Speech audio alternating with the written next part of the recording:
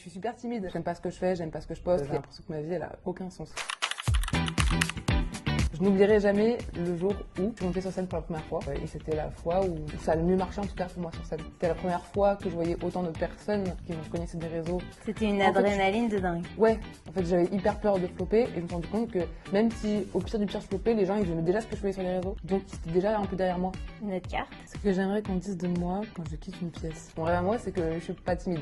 Sauf que c'est pas le cas du tout. Je suis extrêmement timide. Mais donc étonnamment, t'aimerais pas qu'on dise de toi quand tu quittes une pièce, putain qu'est-ce qu'elle nous a fait marrer? Bah ça serait cool, mais bon, je suis paraclown tout le temps, donc c'est simple de faire rire sur scène, de faire rire en vidéo. Donc déjà, oser parler à quelqu'un pour du professionnel, c'est un pas énorme pour moi.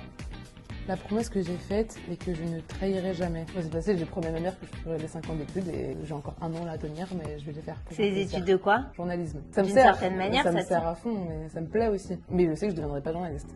Ce que je cache le mieux derrière mon sourire, hormis beaucoup de timidité, de complexe de quand j'étais petite, je pense, que j'ai beaucoup essayé de cacher avec l'humour. Ouais. J'étais pas la pote belle, j'étais pas la pote stylée, j'étais la meuf juste drôle. Du coup, j'ai pu me faire des potes en faisant des blagues. J'essayais de draguer même des mecs à l'époque en faisant des blagues et tout, trop gênant. Donc j'irai beaucoup de complexes, mais que du coup je sauve avec les réseaux maintenant.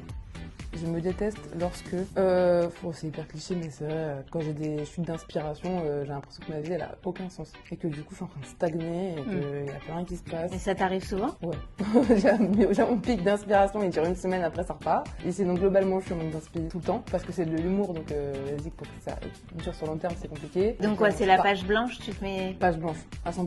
Même je me fous devant ma caméra et tout, je suis prête, etc. Je n'arrive pas à écrire, j'arrive pas même à improviser, parce que je fais mes vidéos, c'est quasiment que de l'impro. Et même quand je le fais, j'aime pas ce que je fais, j'aime pas ce que je poste. Il y a plein de vidéos que j'ai postées que je n'aime pas, mais il y a un moment aussi en tant qu'influenceuse pour l'algorithme, il faut continuer, c'est pas bien.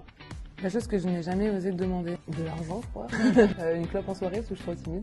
Donc on revient toujours la faille sur la faille de la timidité. À fond. Déjà, en fait c'est bête, mais j'ai commencé à me faire connaître sur les réseaux pendant le confinement, donc je sortais pas, et d'un coup je sors après le confinement, il y a des gens qui commencent à me connaître et demander des photos avec moi.